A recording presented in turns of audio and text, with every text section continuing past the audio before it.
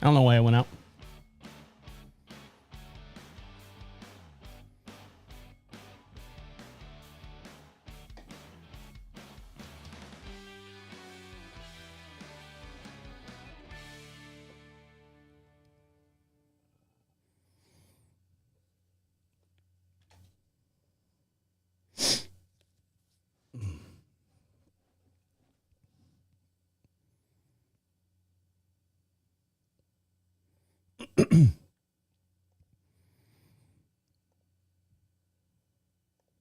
Welcome back to Deacon Live. Make sure you follow us on all your social networks. Oh, God.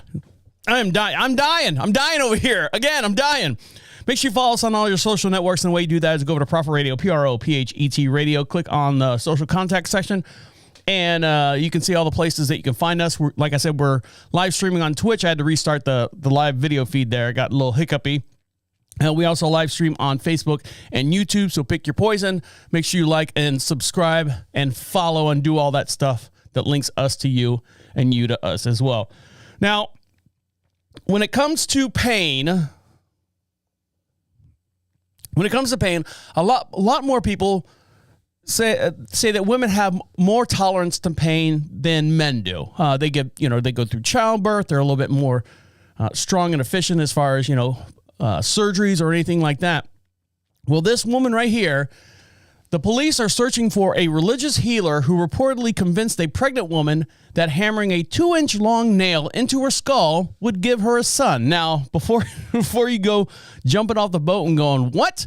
Now, she's already pregnant, so it's not like she put the nail in her head and immaculate conception type deal.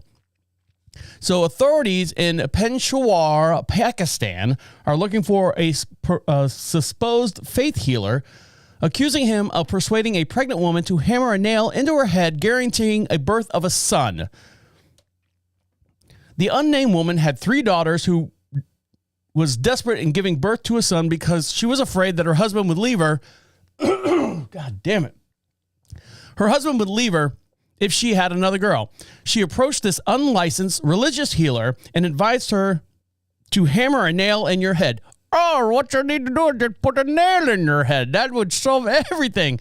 She is 3 months pregnant, and because of her husband's fear, so she went to a faith healer who gave her Taweez, Taweez, things to recite, and a nail. The hospital staff who attended to the woman in the Lady Reading Hospital in Peshawar told Dawn news reporter, referring to it as a luck amulet. The victim then returned home and hammered the nail into her head. By herself? Did she have help? Did the other 3 girls... Hold still, mommy! Wha-bam! Right in the head. Family members heard the woman screaming in pain, and she tried to remove the nail but could not. They eventually took her down to the hospital. These names. Hadir Sulman Khan, a resident neurosurgeon at the Lady Reading Hospital, told the media that the outlet, when the woman arrived in the hospital, doctors successfully removed the nail in the operation. She said that the woman in her locality did the same thing and gave birth to a boy, even though the ultrasounds showed that the unborn child was a girl. So here she is, laying up in the hospital. What'd you do that for? I wanted a boy. Someone else in my neighborhood kind of did the same thing and got a boy after they said it was a girl. And I don't want my husband to leave me. So I put a nail in my head. Well, I don't know what came out of it, but she has successfully given birth. Of course, they didn't say the name of whatever the gender of the baby was. They don't want to give it away because if she said, and she had a boy, then everyone's going to walk around with a freaking nail spike, freaking railroad ties stuck in their head. So they removed it. She's okay. And she goes on to live another day.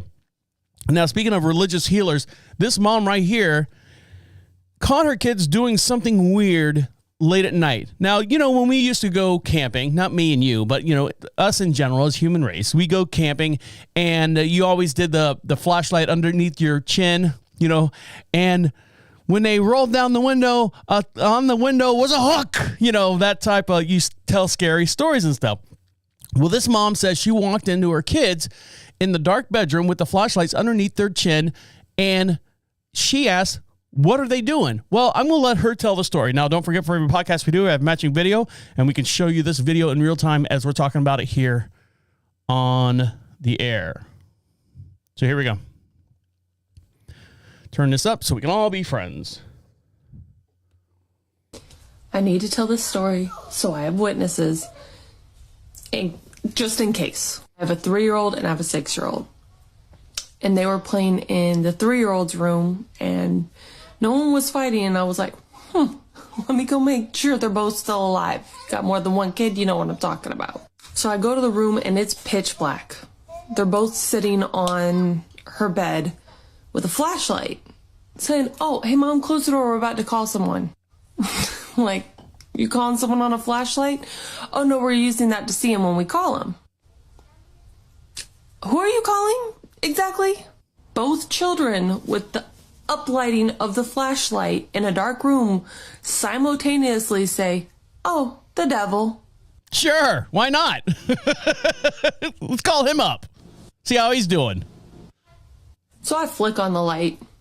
I take that flashlight. I go, you're the reason I have to smudge the house so much. I just thought I was attracting spirits and had to smudge the house to get their entities out. Now I know it's y'all calling them. And now you're calling their boss? No, sweetheart. Calling the boss. No. Mommy ain't got enough in this house to smudge that out, okay? Then the 6-year-old goes, well, could we just call, like, a lesser demon? Yeah, like his brother, his stepbrother or something. Kids. When I tell y'all I've lived in many haunted houses and just figured that, you know, that's just my life. I didn't realize it was because I had people inviting them in. Yeah, you got the kids calling them in. I'll be smudging the house today. But y'all just pray for me a little bit. What was that? That's the kids in the background. Now she's gonna. Now, if you don't know what smudging the house, that's when you see people take like white sage and they walk around the house and they kind of do the corners and stuff. So I guess she's really into smudging the house to get the evil spirits out. But she didn't realize that the kids, hey, that's a good horror movie. Hey, the parents don't know. I'm sure it's been done a million times that the kids are calling these evil spirits in the house, and the evil spirits are playing with the kids, and the parents are like going, our house is crazy, and the kids are like, no, these are our friends. Meanwhile, they're like, stepson of the devil or something. I know that's the name of the movie. You guys run with it, all you people out there. Now, speaking of run with it, there is, how do I explain this? There is a time where everyone that's being locked in their house and doing their home pandemic, and what are we getting in year 4 of lost track? After numbers get hard to me after a while.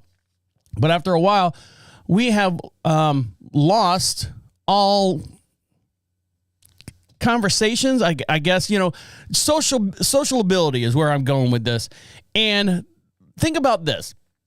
So let's say you're 16, 15, 14 years old, and you read a little article and you read it to yourself and you're like going, oh, well, that makes sense. I'm going to do that, or I should do that.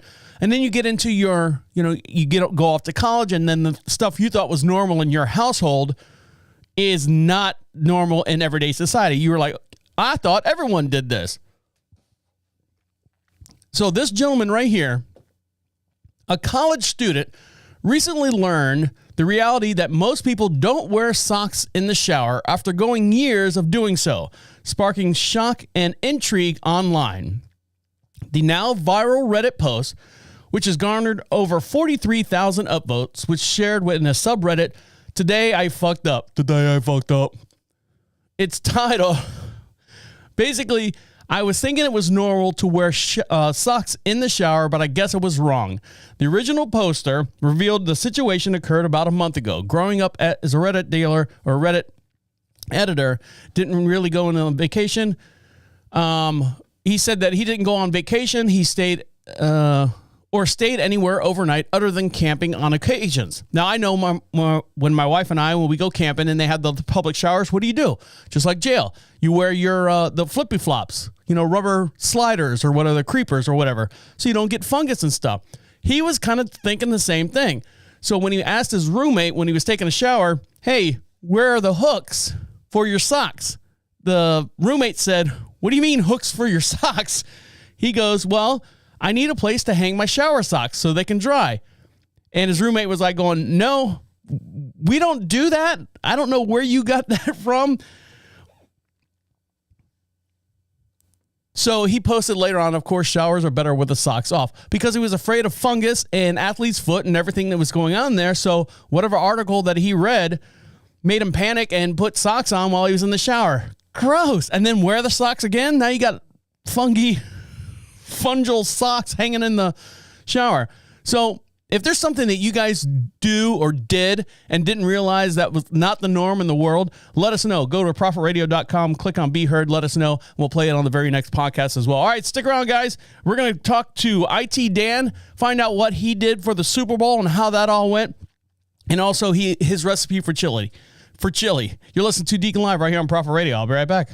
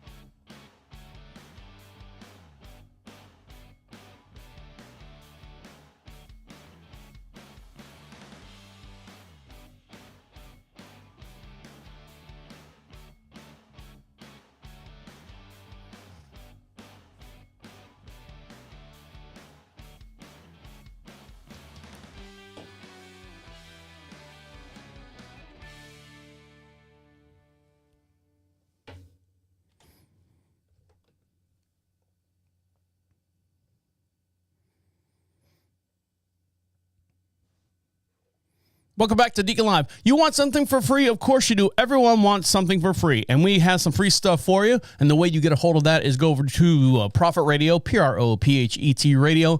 Click on the free swag section. We have a couple packs out there. We'll send you some stickers, some magnets, some buttons. We got all that. All you have to do is fill out that little bitty form so I know where to mail it to. And believe me, I got enough shit going on here with my freaking pulled groin muscle or whatever it is. I'm dying again. To do anything with the email address other than send you some nice, cool, free swag here from the station. All right, guys, before we go any further, let's find out what's going on with IT Dan.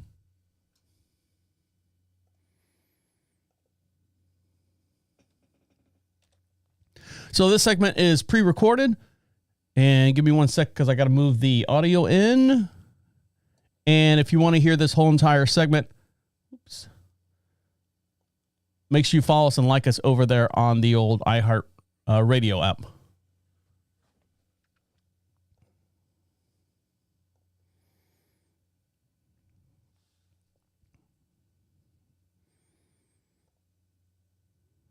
All right, guys, stick around. When we come back, you want to be a tater tester? Hold on, I got to do that one again.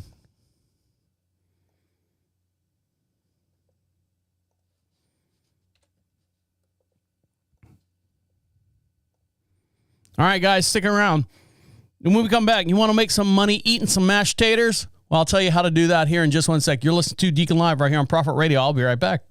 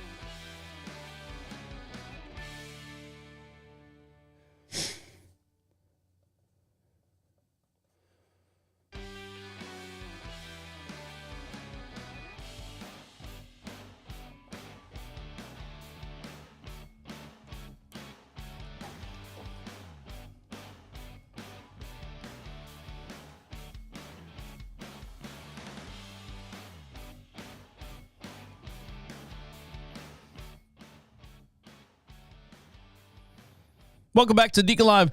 Make sure you follow us on all your social networks, and make sure you follow us on our YouTube, on Twitch. Twitch is still kind of brand new. I think we don't have a whole lot of followers over there, so we appreciate you if you go over to Twitch. Just search Deacon Live Podcast. If you want to see that link, go over to Prophet Radio. You can find the all our social contacts and links and stuff. Make sure you like and do all that. We really appreciate it, and we appreciate you so much. We'll send you some stickers, some magnets, and all that. Now, we as human race have milked everything. We have milked cows. We have milked goats. In some lab experiments, we've milked rats. I think there was a famous line on a very famous movie said, "I've got nipples. Do you think you can milk me?" Anything with nipples, you can milk. We've milked almonds. We have milked oats.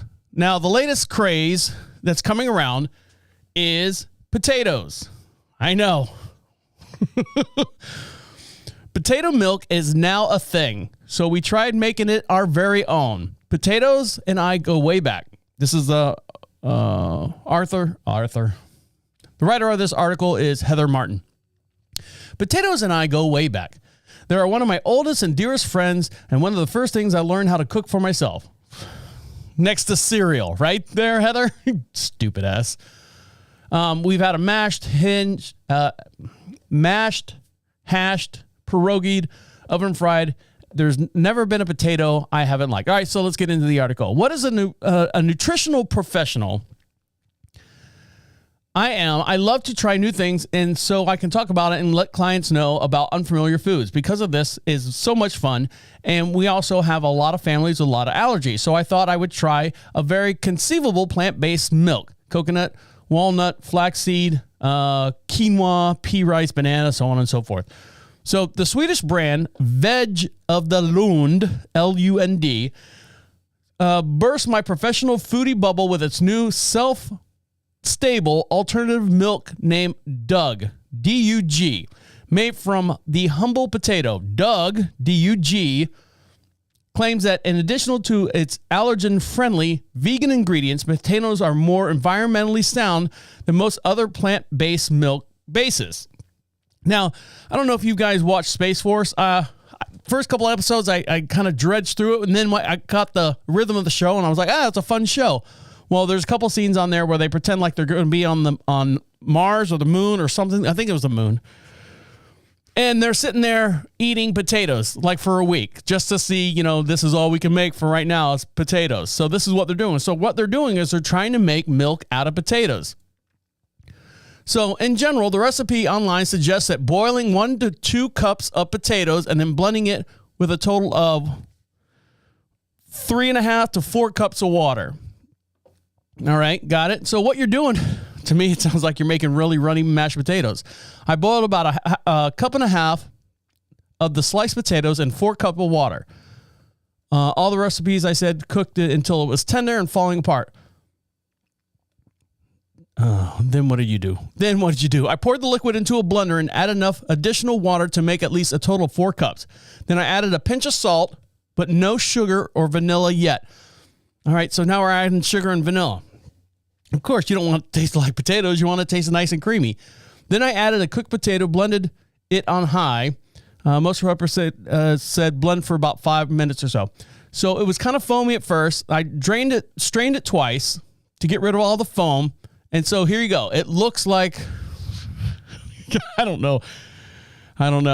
It's bad, supremely bad. Its translucent color is the texture of thin boiled cornstarch, and it smells like surprise boiled potatoes. So I think there's a long way for the boiled potato milk in the future. I don't know. Maybe on Mars, maybe they can do something to it wherever. But I mean, that's a step to get closer to producing milk on a planet that we don't have anything to milk, like almonds or cats.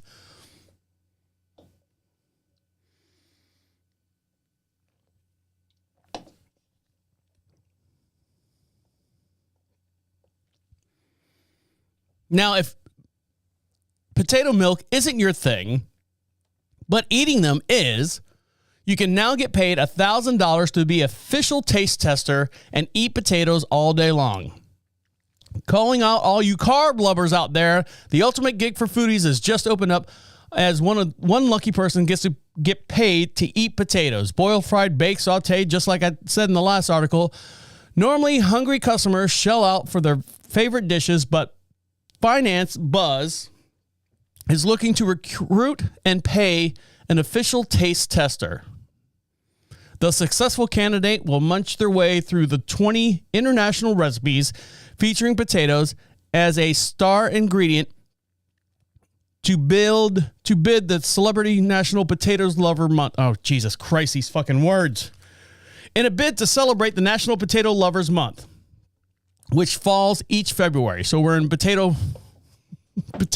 You would think that would be a March thing because of Irish and St. Patrick's Day, but now they stick it in Black History Month, potatoes, for some reason. They're looking for America's biggest potato lover and to taste some spectacular. These fucking puns are killing me. Spectacular, and help us get a bucket list for the country's potato-loving travelers should visit. God damn it. Among these dishes and countries on the map are the Italian ganache or gnocchi. Yeah, ganache. You know what I'm saying. Ganache. Nosh. Japanese potato salad, Canada's infamous, God, such an idiot. Infamous poutine, and Poland's potato pierogies. The taste testers' tasting notes will help to create the ultimate travel itinerary for spud lovers. So the potato fan just won't eat the meal.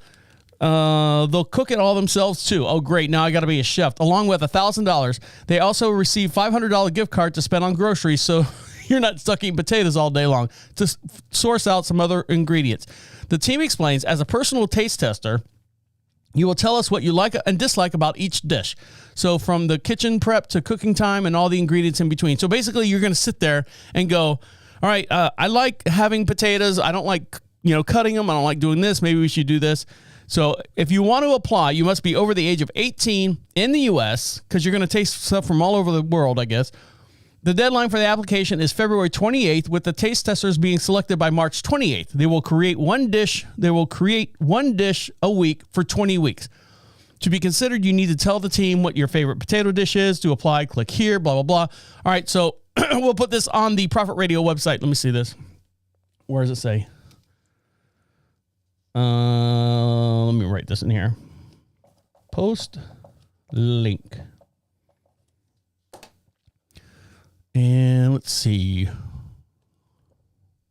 How to apply. Don't need that.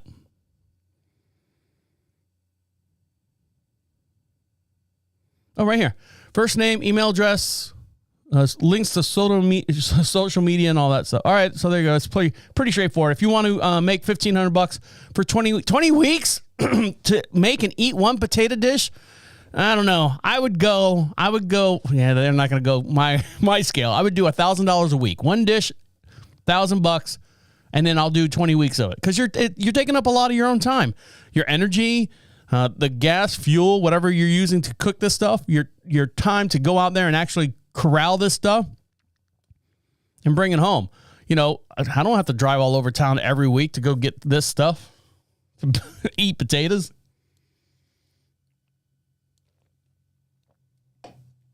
Now, hopefully one of those recipes doesn't include this ingredient.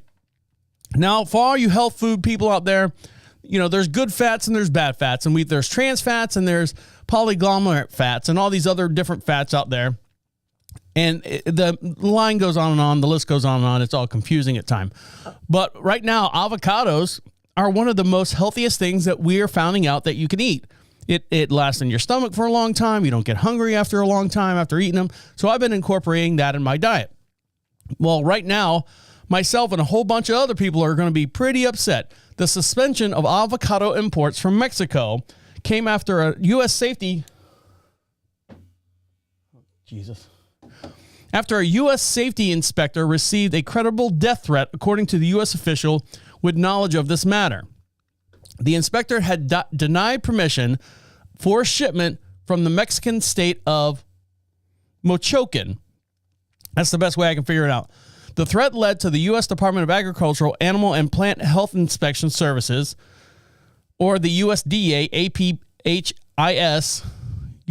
APHIS, temporarily suspend Mochocan export license for avocados. Mexico's agricultural ministry on Saturday in a statement said Mochocan is the only state in Mexico authorized to export avocados to the United States. Yes, the Americans need their avocados for Cinco de Mayo's, but the inspectors need to be able to do their jobs without being threatened. A U.S. embassy, the embassy security of APHIS personally have been dispatched to Mochocan to collaborate with the local security officers to get the inspection back on track as soon as possible, the official says. So let's see. Working on, with the U.S. inspector working on behalf of the shipments intended to report for inspections to ensure proper meets the U.S. standards.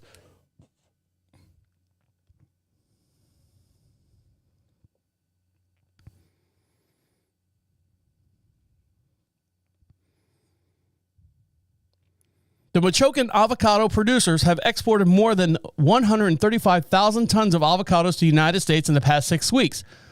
So in 2019, the U.S. inspector who was also directly threatened in Mochocan prompted the U.S. government to warn Mochocan state authorities that they will export privileges will immediately be revoked if another threat occurred. So this is what happened. So this is what's going on. So if you see your agricultural, your avocados rising in price, well, guess what? Tell those people, the avocado cartel, to stop threatening us, right? We're Americans. We'll say who comes in and who doesn't. Maybe some places, I don't know. All right, we come back. Are you a big fan of Wordle? Well, Wordle has saved this person's life in the weirdest form. So stick around. We'll dive into that here in just one sec. You're listening to Deacon Live right here on Prophet Radio. I'll be right back.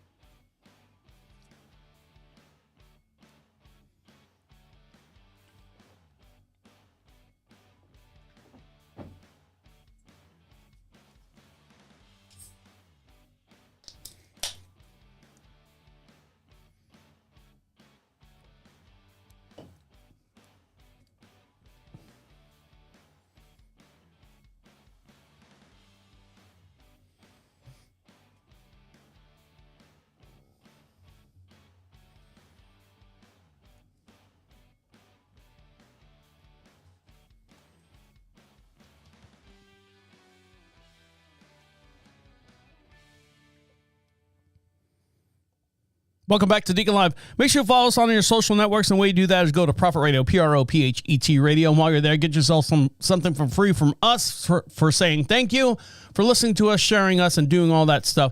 Go over to the free swag section, fill out that little form, and we'll send you a sticker pack, magnets, a whole bunch of other stuff we have going on here. Just fill that out, and we'll send it out to you.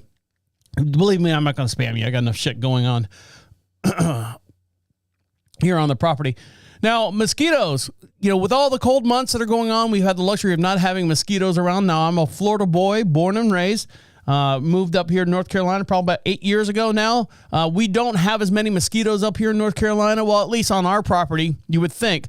But we do have bats, and we have bat houses, and they literally go out at night and destroy the mosquitoes. So as far as mosquitoes being out here, and they're minute, they're always attracted to her.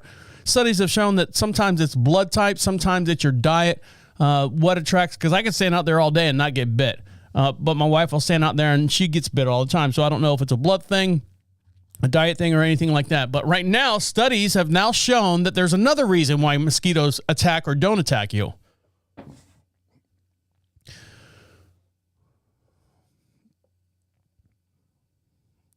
There are plenty of factors that go into how, There are plenty of factors that go into how attractive you are to mosquitoes. New researchers have found that colors that you wear are definitely play a role. That's the main takeaway from this new study published in the Nature's Communication Journal. For studies, researchers from the University of Washington tracked down the behavior of female mosquitoes when they were given different types of visual and scent cues. The researchers put the mosquitoes into a small test tube chamber, exposed them to different things like color, like a colored dot or a person's hand. In case you were not familiar how mosquitoes find their food, they first detect around by smelling carbon dioxide, so from your breath. So if you breathe a whole lot, of course, mosquitoes get on you. That prompts them to scan and look for certain colors and visual patterns that could indicate for food. When there was no odor like carbon dioxide in the test chamber, mosquitoes pretty much ignored the colored dot altogether, not mattering what hue it was or whatever it was color-wise. But once the researchers sprayed carbon dioxide in the chamber, they flew directly toward the dots that were red, orange, black, or cyan, or blue. Dots with green, blue, or cyan, I guess cyan's a different type of blue. Dots with green, blue, or purple were ignored. So there you go. If you want to hang out by the fireplace or a fire pit on a nice cold night, even a hot night, you want a nice fire pit just for the ambiance, wear something green, something blue, or something purple, and the mosquitoes will go away from you. Or won't be, they won't jump on down your throat. Now, Taking Over the World is this game that's only available, I forget where it's at now. It's not on an app, or you have to go to a website. And it's called Wordle, Wordle, and it's taken everyone by storm. It's the new Flappy Birds. It's the new Words with Friends. It's the new Angry Birds, whatever, Candy Crush. It's the new thing out there that everyone can do. And with everyone being locked up in their houses and, in quarantine, going out, we need to find our own entertainment now. An 80-year-old woman was taken hostage in her home this week. I know, you're like going, what the hell's that got to do with anything? An 80-year-old woman was taken hostage in her home this week, and her family were alerted that something was wrong with her after she didn't read text messages or share her score on the popular word game Wordle. Denise Holt woke up in her home in Lincolnwood, Illinois. I'm going to say Illinois to piss people off.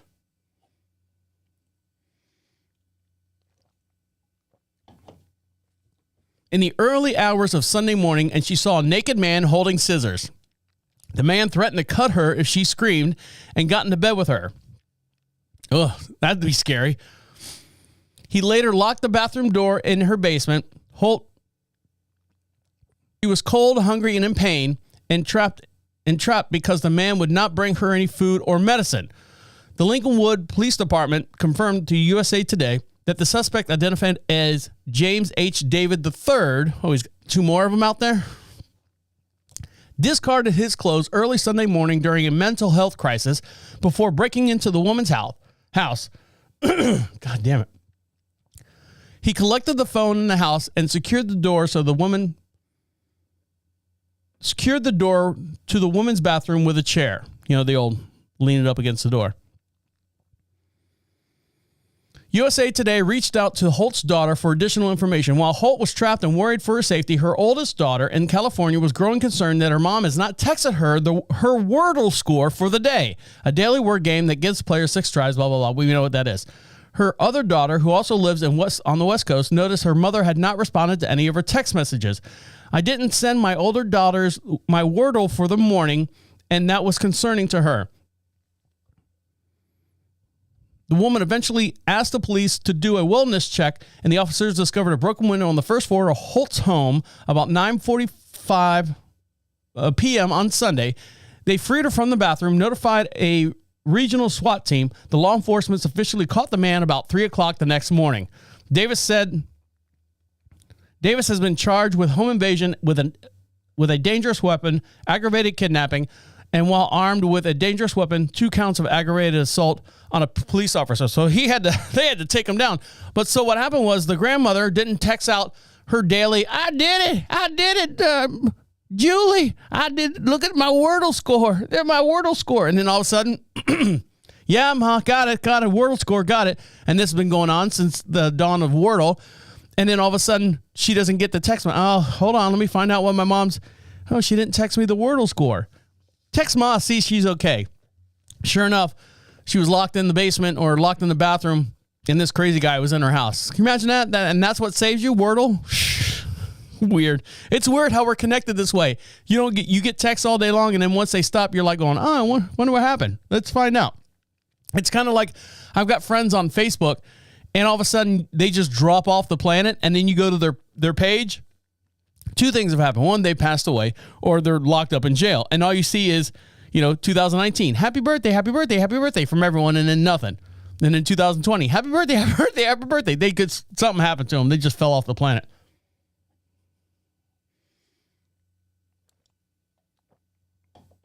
So this 80-year-old woman technically fell off the planet for about 48 hours because this guy broke into her house. Now, something that's come up here in the last 48 hours is a new spin on the Wordle game. It's called, you ready for this one? Write it down. It's called Worldle. Same thing, Worldle. Same thing, Wordle, but with the word world in front of it. And what they do is they show an outline or a silhouette of a country, and then you type in that country. And then on the right-hand side, instead of the yellow and green words, you got this letter right, it shows you proximity of where this country is based on the country that you typed in. So, for example, you see the outline of France, but you don't know it's France, so you just type Italy, and then you see this is, however many kilometers from Italy, and you're like, all right, so I'm in the right area. There's no surprise the surging of popularity of the word game Wordle. It's also spawned off all different types of spin-off. So the latest one is called Worlder.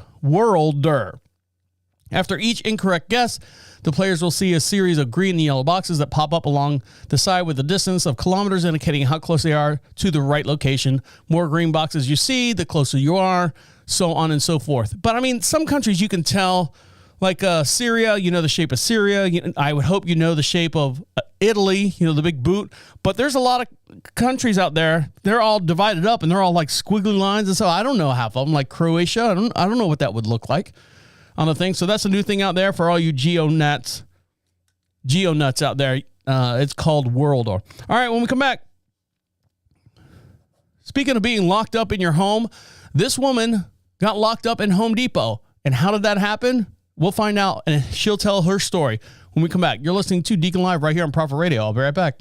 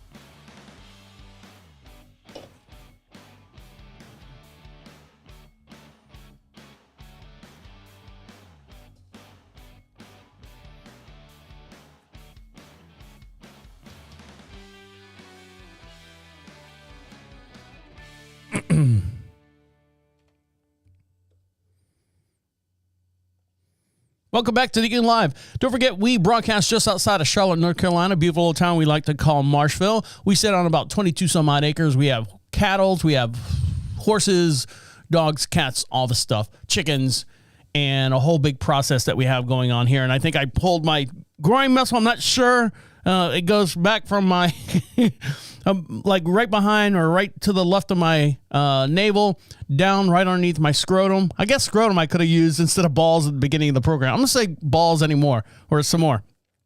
Underneath my balls on the left side, and it feels like a rubber band or something. If I move just right, it feels like a little tension there. I can't feel any pain, or I can't push on it and feel any like tenderness or anything. It's just if I move just right, something's knotted up down there. I don't know what it is. So I'd like to get your opinion, and the way you do that is go over to Prophet Radio, PROPHET Radio. Click on Be Heard. Let me know what your opinion of what it is, good or bad. I'm ready for it. Let me know so I can save a couple $1,000s instead of going to the doctor. I want your prescription of what's going on with me now. Being at home, DoorDash has gone out and made a killing here during the pandemic. They represent a whole lot of people. They just re-signed a contract with McDonald's.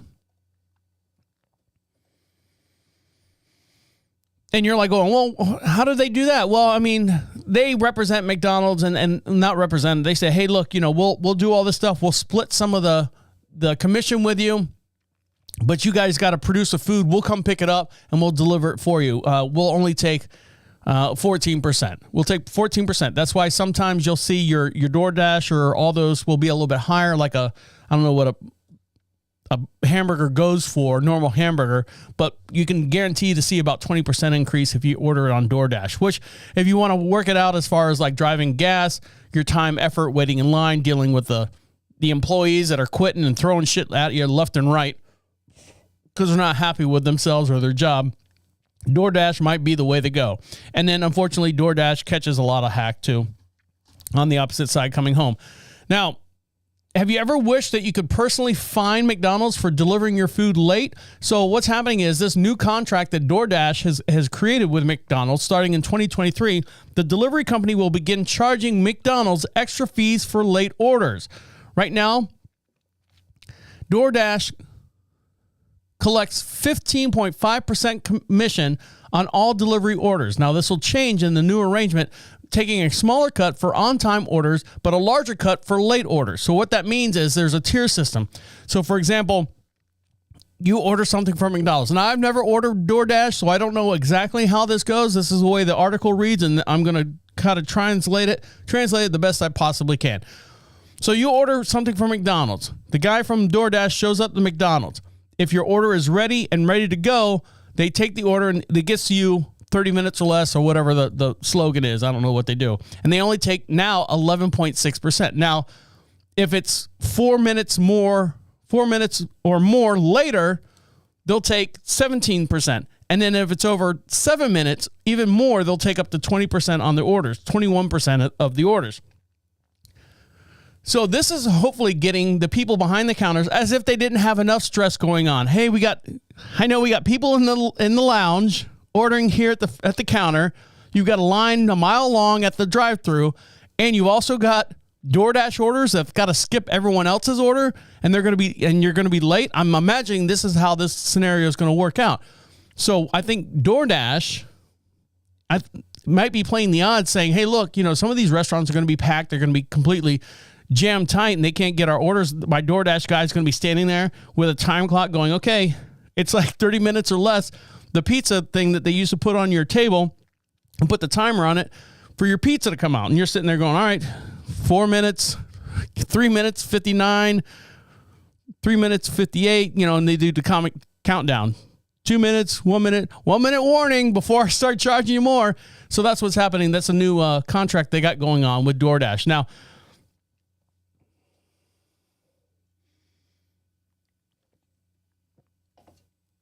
I have worked for Home Depot for over 20 years. I don't want to say I retired from Home Depot, but I have left Home Depot after the 20 year. After 20 years, I started right out of high school, on and off, part-time, full-time to part-time, a regular sales associate, all the way up to assistant manager throughout my years, the 20 years that I was there. Home Depot's been very, very good to me and helped supported the times when I needed a job, I needed a full-time job or a part-time job. So I kept my foot in the door at all times. Hold on, I got to wait for this stupid thing to reload now.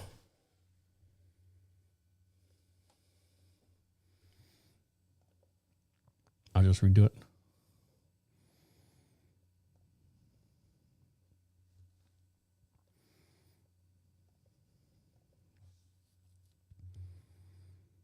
So this young lady right here was trapped in a Home Depot, 21-year-old. Stop it.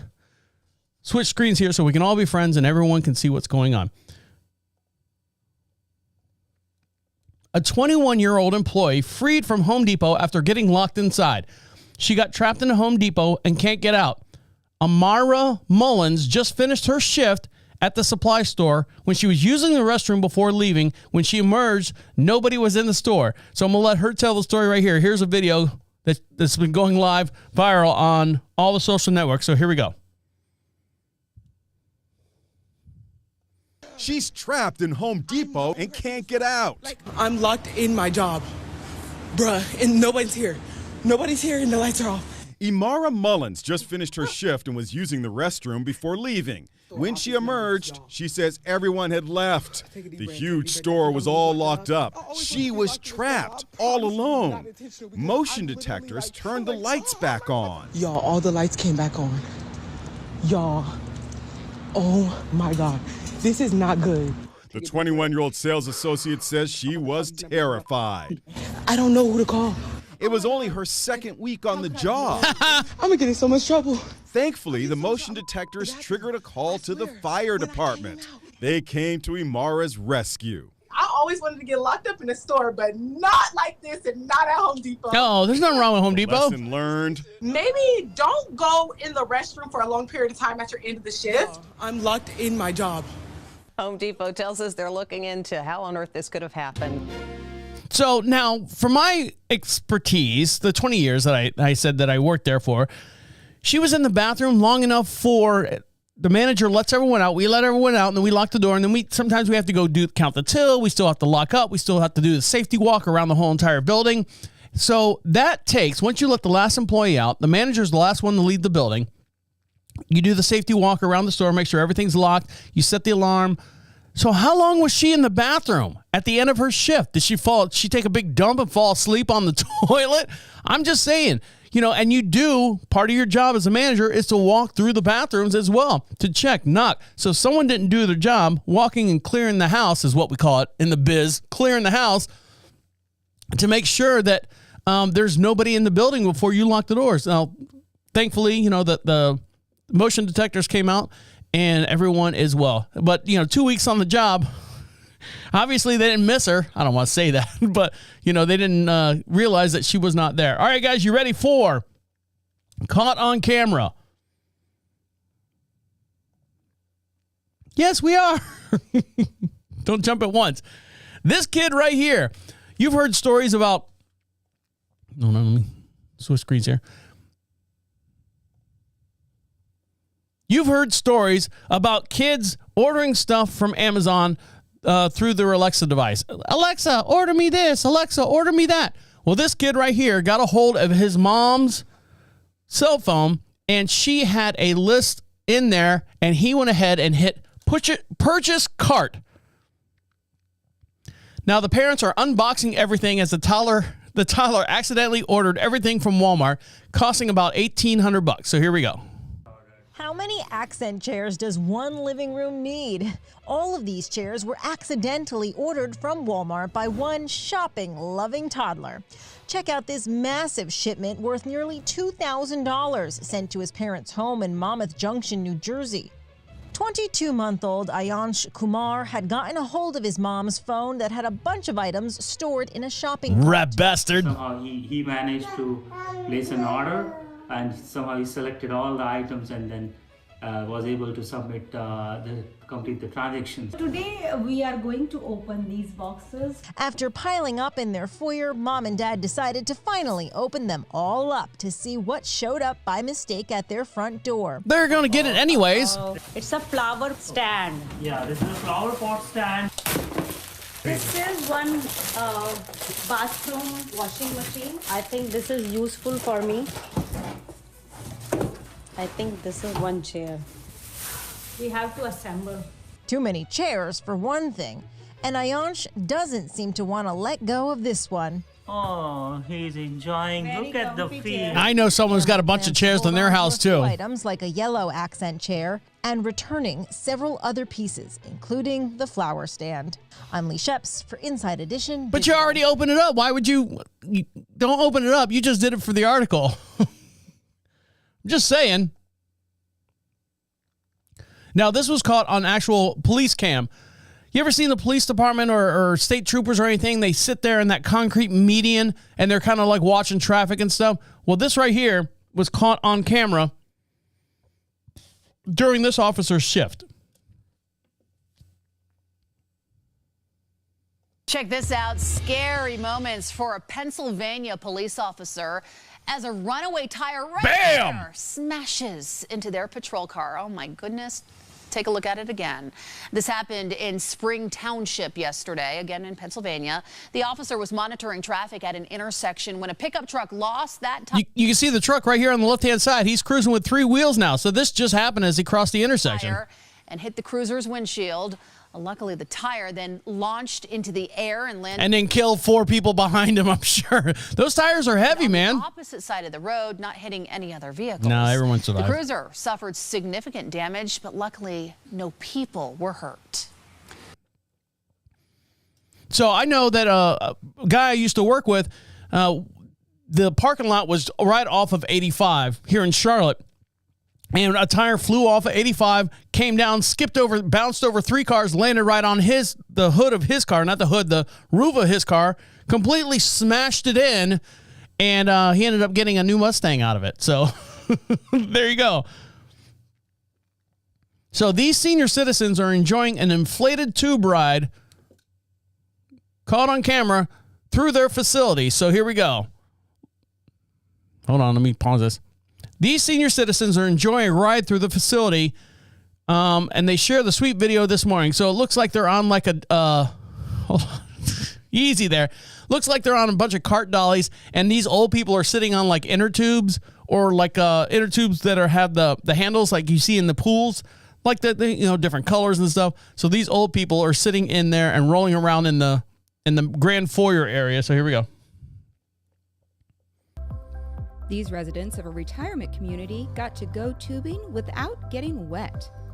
Story Point Senior Living's activity directors in Salina, Michigan, had planned a day in the snow with tubing, snowball fights, and igloo building. However, they did not end up having enough snow, so they moved the activities inside. They brought the inflated tubes inside and pulled the residents through the facility. They shared the video on social media, which quickly went viral. A representative for Story Point Senior Living told Reuters, "A few residents told us this definitely isn't something they ever thought they would be doing, especially while living in senior living. It might not be what they thought they would be doing, but it sure does look fun." So the residents there are riding around in these tubes and stuff on dollies, and the help's pulling them around and slamming them in the walls. Well, the grandma bust her eye open. She took a tumble down on the Black Diamond Hill over there.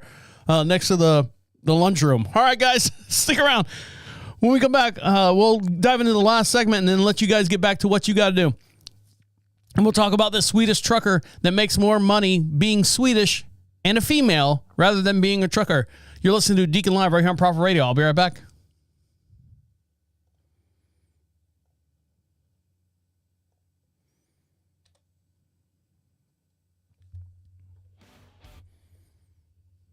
Oops.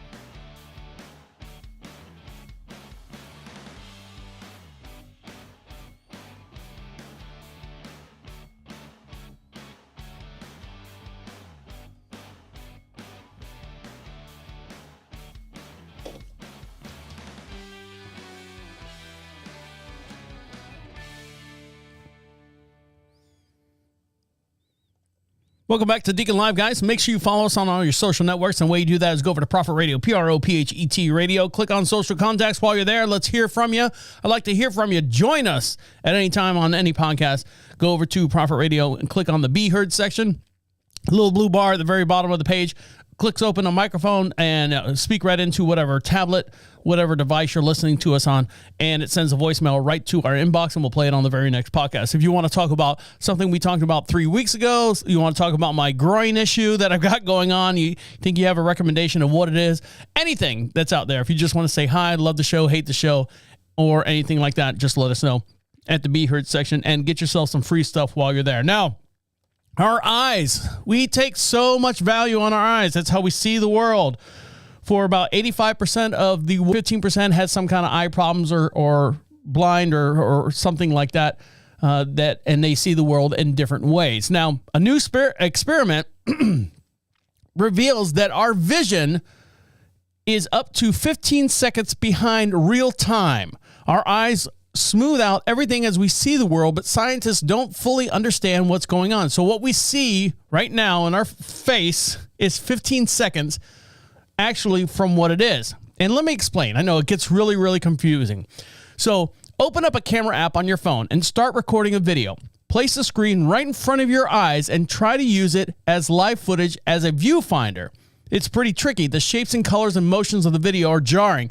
Scientists say that this exercise can be a close proximity of the messy visual data that our eyes see on a constant bombardment for our brain.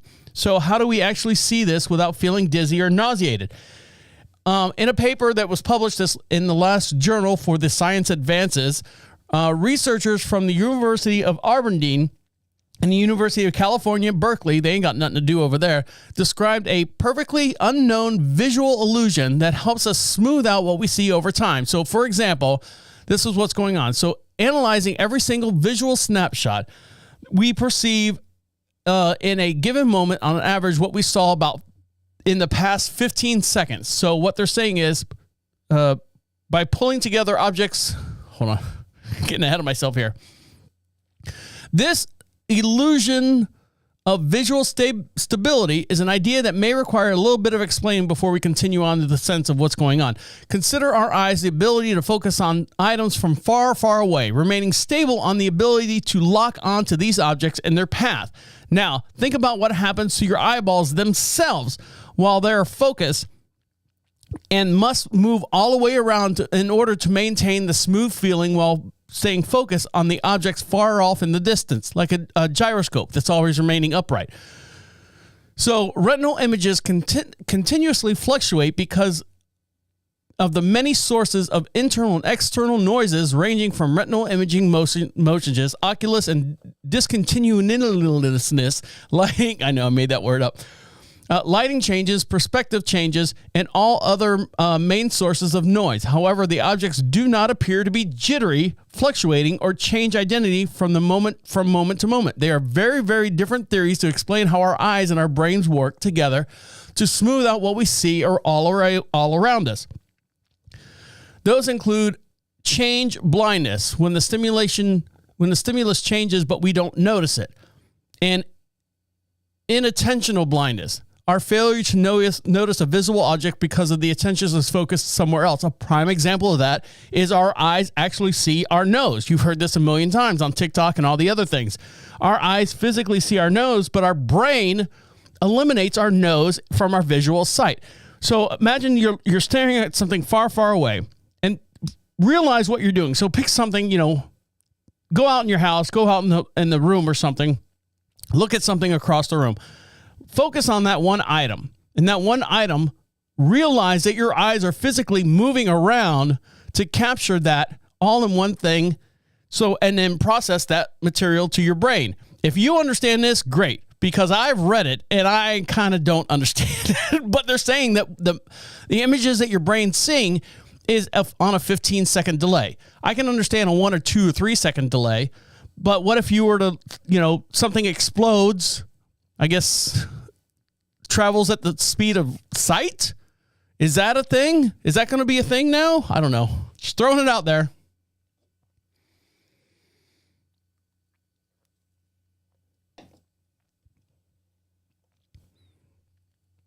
Now, speaking of psych, this gentleman right here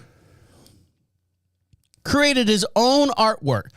A Russian man's new job as a security guard at an art museum took a bizarre twist when on the first day of his job, he got bored and decided to draw eyes on things. He started on his hand, started on a piece of paper, eventually drawing eyes on a $1 million painting. The shocking act of vandalism was reported when it first noticed back in early December when a pair of patrons visiting the Yeltsin Center in the city of, here we go, Yekaterinburg, noticed something amiss about the artist's I'm going to put the picture up here so you can see what artwork they're talking about. Let's see. What is this? Maybe they got a story about it. Hold on. A video. Oh, no, they don't. So here's the painting. If you're watching us here on the video here, the live streaming video, and don't forget for every podcast we also have a matching video as well. It goes in tandem with it. So it looks like three faceless people on a painting, and he actually went through and got bored and drew eyes on it. The nerve, the audacity. It's your first day on the job. You're guarding an art museum, and you're sitting there and you're like going, wrong then. Seems like the artist forgot to put pupils on these things. I'm just going to go ahead and fill this in, and I'm doing a good job doing that. So he did that, and as the unknowing person would come by and go, oh, look at that. That's the picture with the three heads in profile with no eyes or anything on it, no facial features. And now they got like little black pupils on. Oh, that's great. And then someone said, oh my God, why do they have eyes? Why does the pictures have eyes? They're not supposed to have eyes on it. While the unnamed man has understandably been fired from his job as a security guard at a museum that may wind up to be the least of his troubles, because after the initial declining of the press charges, Russian authorities have now opted to open criminal investigations to the incident. Should the now former guard convicted of vandalism of a painting, he could be fined up to approximately $400 and 1 year in jail. The correction in 1 year in jail actually had a correctional label sentence. I guess they do something different. No, you're going to break rocks for us. That's what you're going to do. It cost over $3,300 to fix the thing, and luckily they caught it in time. So you imagine that, your first day on a job at an art museum, and you're drawing, stick figures on the actual existing artwork that's there. Is there some kind of test that you can take to be a security guard? I guess not. Some kind of competent test. Are you first of all, are you a moron? No.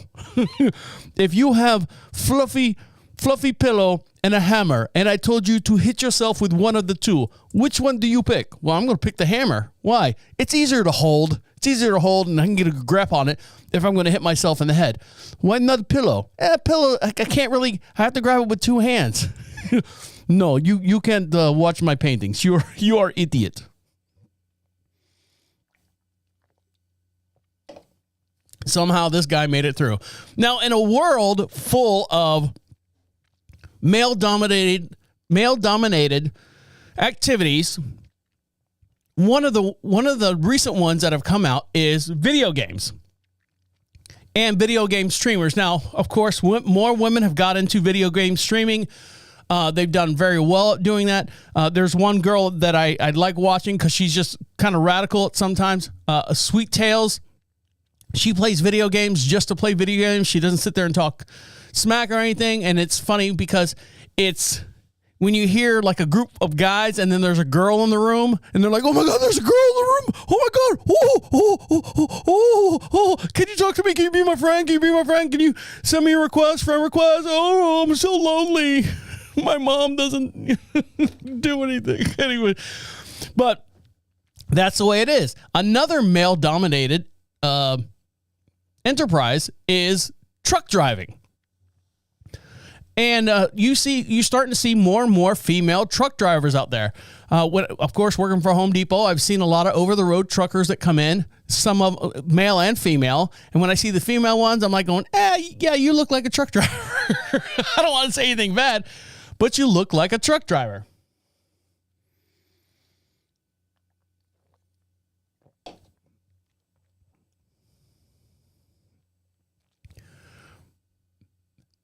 This girl right here, I say girl, woman, this female truck driver makes over $6,000 a month on YouTube, has topped the trucking influencer, and doubles what she makes driving a truck. Now, you say, all right, she makes $6,000 more than what she does driving a truck.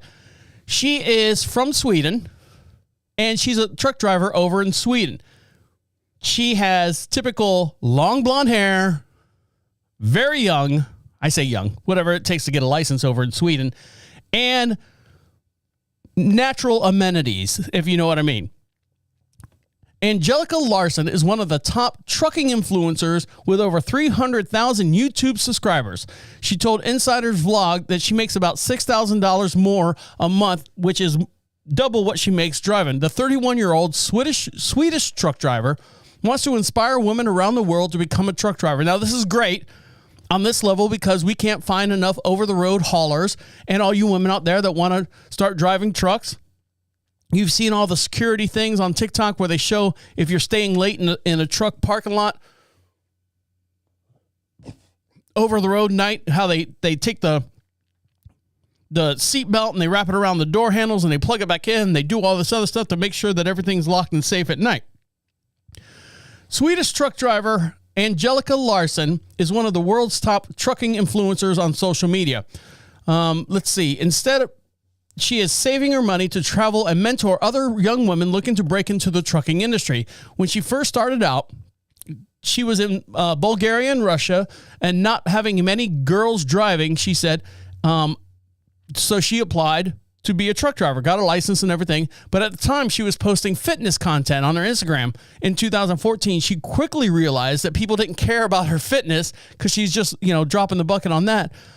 With a world filled full of female fitness instructors, they found out that she was a truck driver. And then she said, people were like, hey, I want to see what your trucking's like.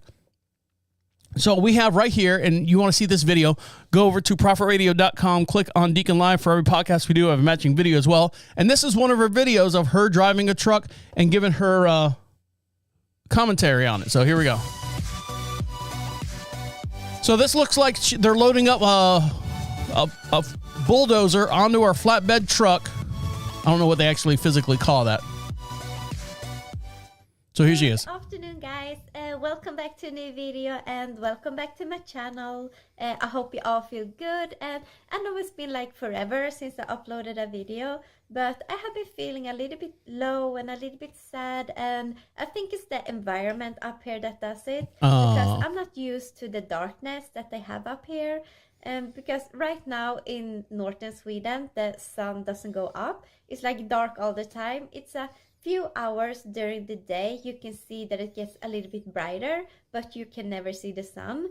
It really affects me, I don't get any D vitamins, I don't get any energy. So the only is like, all right, so here she is driving on the road, and she's somewhere in the background. She says that she works 6 days a week. She asks for 1 day off because she has to do all of her editing and all of her other stuff on her own. So it takes her about 20 hours to do all the editing and do all her things. So hold on, I got a video coming up here. If you want to eat. Oh, come on.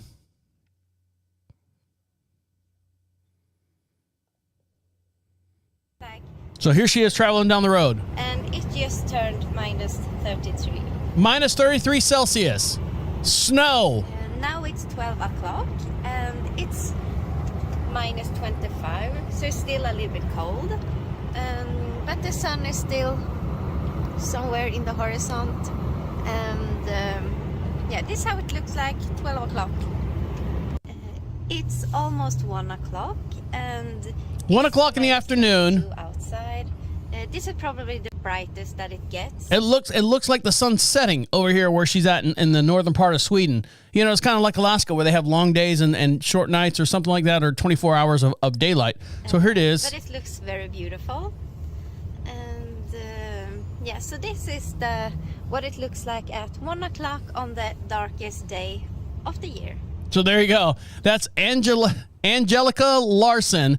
and she's promoting and trying to spread the word as far as being a truck driver for all the ladies and stuff out there. So if you inspired to do that, check out her channel, give her a thumbs up, and tell her Deacon Live sent you. All right, guys, on that note, we'll let you get back to what you got to do. Make sure you follow us on all your social networks. Make sure you like us, subscribe, and get some free stuff from us. Let us know. We want to hear from you. Go over to Prophet Radio, click on all the stuff that links us to you and you to us as well. On behalf of all you guys, I'd like to thank you. My name is the Deacon, saying good night and good night.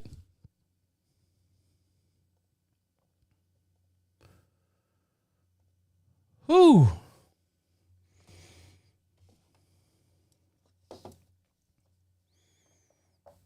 Oops.